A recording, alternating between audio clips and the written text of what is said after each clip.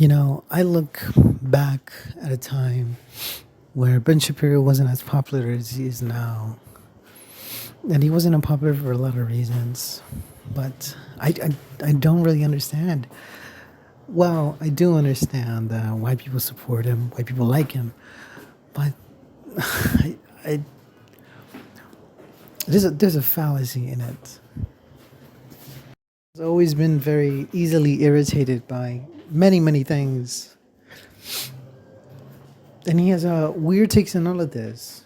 He's not really considered, I wouldn't consider him, I don't know. It's best to describe him as he's acting. I don't like to bring up his past because why would I do that? He's changed a lot of political beliefs that he had before simply because he has figured out, new things about the subjects he was looking at. Normal stuff. But I'm gonna be honest. I haven't watched his speeches or his spokes when he speaks to other people that debate him. I have not watched that. I'm certain he does well, but in most of his videos or one-offs, he's really bad at you know controlling his argument. His argument is more, I wouldn't call it rhetorical. It's more like a stone wall rather than anything. It's just to repel against other beliefs rather than construct anything upon it. What I'm saying is that he's there to win arguments, win debates, not, to progress a theory or an idea.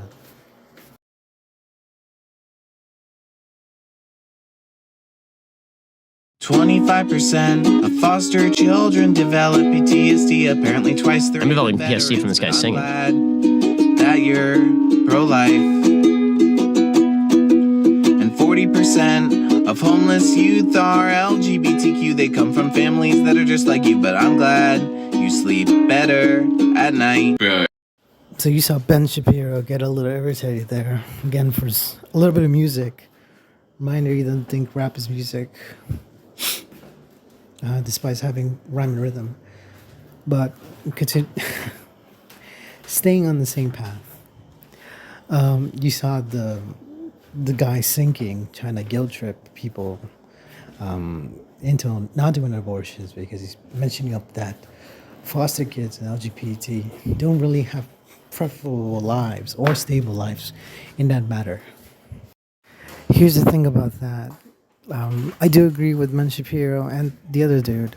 He's basically saying because these people don't have preferable lives, they shouldn't be born. And that having less people born will reduce these numbers. That sounds a little extreme, as I say. Well, let me just bring this up, that the termination of someone's life is on purpose.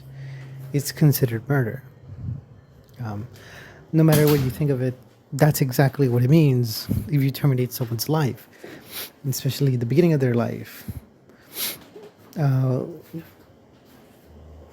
People argue that you don't really you need a mother, and because the baby can't self-sustain itself, it can fend up for itself, it's not considered alive.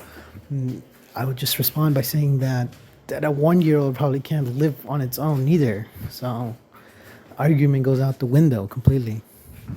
I have already made a video about abortion, and surprise, I'm pro-choice. So that's that. I may agree with some points of, pro-life, but I'm pro-choice basically. The two main reasons is that I value a mother's life rather than a baby's. And second, people who aren't ready to take out the responsibility of raising and loving a child, their own child, by the way, if they're not ready to do that, they probably shouldn't have children. That's just my take. Well, it isn't my take. but it is. I'm just, I'm just spouting nonsense at this point. Not to mention, probably most of these kids, most of these abortions, they're probably going to end up in, single mother households, one parent households, unstable households, most likely. Because think of all the reasons of why someone would be, provoked to have an abortion. You start looking at the family household don't look so good in those situations. All of them. I can't think of one that isn't. The upside, I don't think many foster kids or LGBT or people who are in an unfortunate situation think of themselves and say, "I wish I was never born." I don't think they do that. Are you saying that people with PTSD don't deserve to live? If you're that ignorant, no amount of explaining what the song is about is going to convince you. But I really don't think you're that ignorant. I think you're just trying to be inflammatory at this point. It really is fun.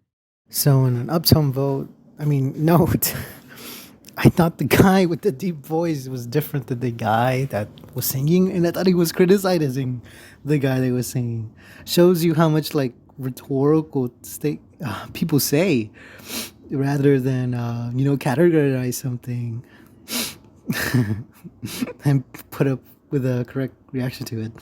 Correct reaction, that's not the right term.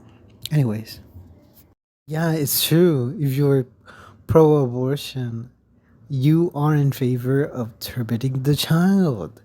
That's exactly what happens in an abortion. The baby no more. You know what I mean? Abortion is when the baby gets murdered in the womb. Essentially, aborted. It's more like chopped into pieces. Well, sometimes it is literally aborted. When the cervix opens up too much.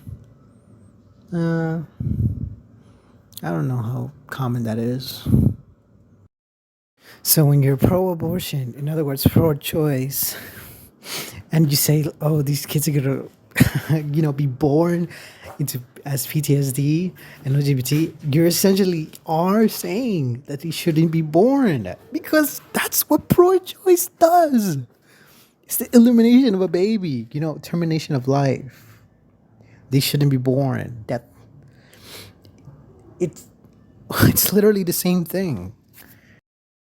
You'll be like, so it sounds a lot like you are saying that people who are LGBTQ homeless youth should have been killed in the womb. That's kind of what it sounds like you're saying there. And they'll be like, if I can't explain it to you, then it can't be explained. No, you can explain it. Explain why that wasn't the argument that you... Ben. How do you always take things too literal? Come on. That wasn't the guy with the ukulele singing. That wasn't his point. His point was to guilt trip you and that you should feel bad. Not this little logical answer that with empirical evidence. He didn't say that. He was, what's it called? Forgot. Is it really called a rhetorical answer? Jeez. You were making, because the argument you were making is that foster kids end up with PTSD and therefore you should be pro-abortion.